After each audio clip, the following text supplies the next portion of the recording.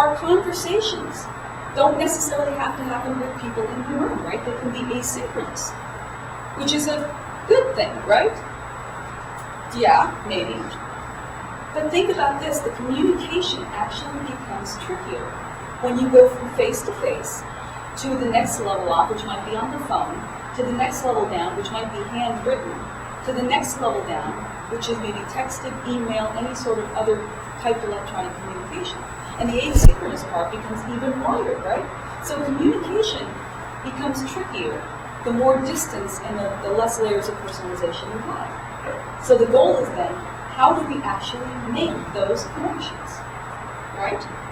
That's really what this is about, and it can be done regardless of what you look at. But there are some secrets to how to make that happen, and a lot of people are losing this ability, particularly as they rely on technology. The secrets are really knowing what to do, how to do it, more importantly, why. The secrets are using those skills, not just when it's convenient, but as a matter of doing and being. And finally, growing your expertise in those particular abilities and becoming a connection person. Simple, right? Well, let's talk about the first secret. And there are 5 actually in the book. And we're going to talk about 3 of them in a little bit more detail, and then I'll allude to some of the other ones.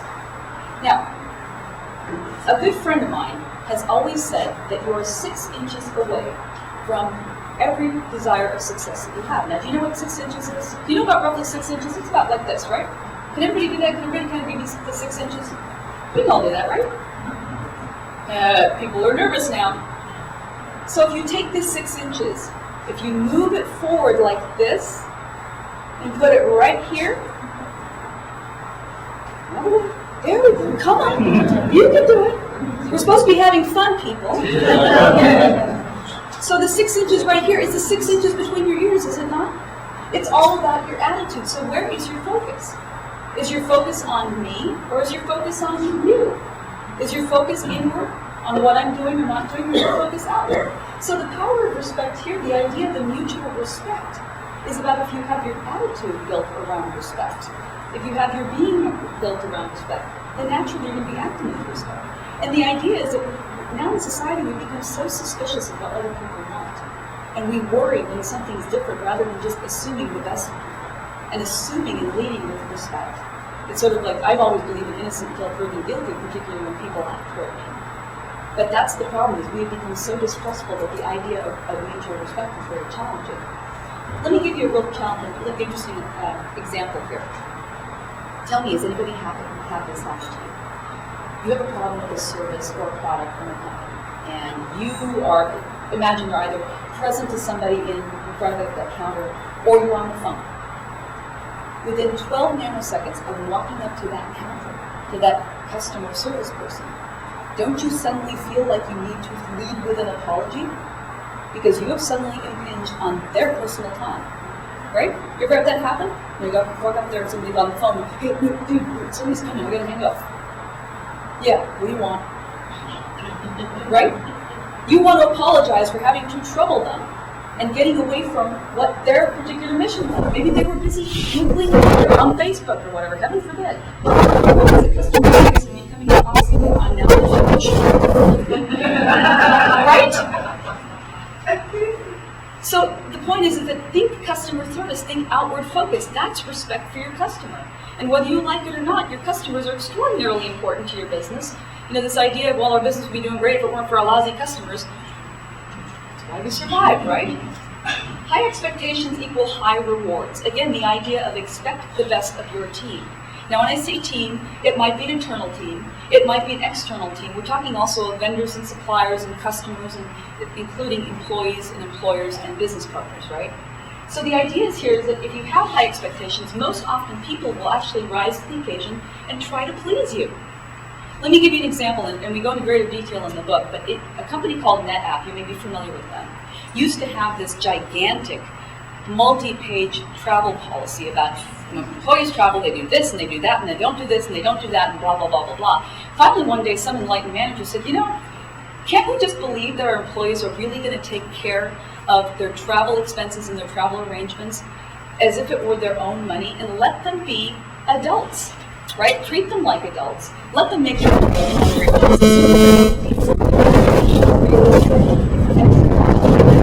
try to make their own accommodations work so that they're rested and can perform at peak performance. What do you think ended up happening? Costs dropped. Costs dropped, employees were happier, the mutual respect that was built up in the organization actually has boosted NetApp to that it continues to see growth, continues to be on the top of the Fortune 500 year after year, in spite of a down economy. The culture of respect helped build the respect in the company, and the costs dropped. Leading by positive example.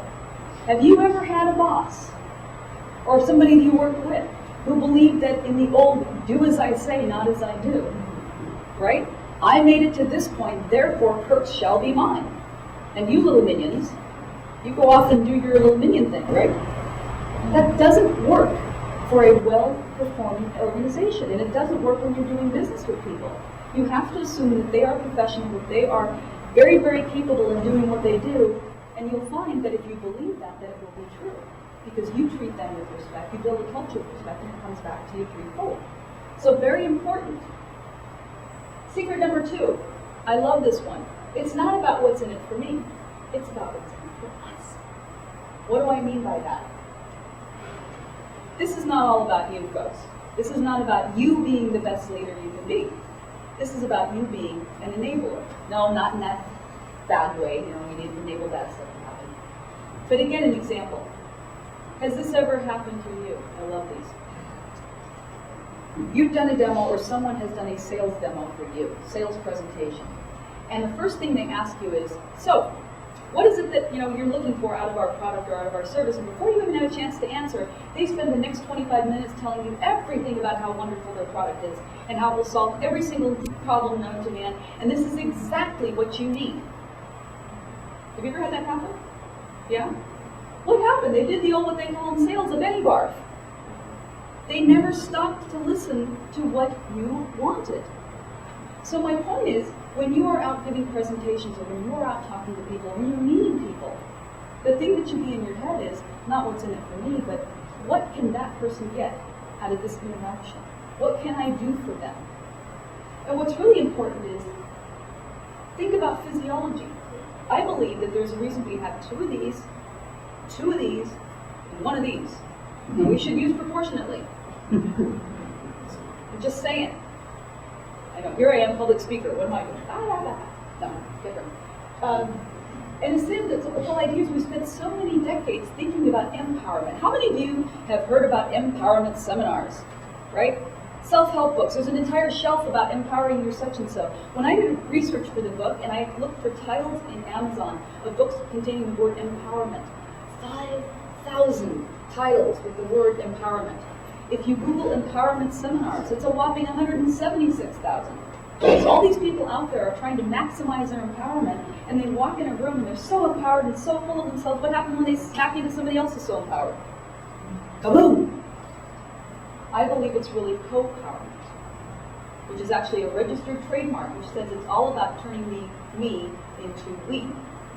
What's in it for me to what's in it for us. Do you remember the old Star Trek Wrath of Khan? Remember when Spock's dying? Remember that whole part about this whole concept of, the good of the many is more important than the good of the one?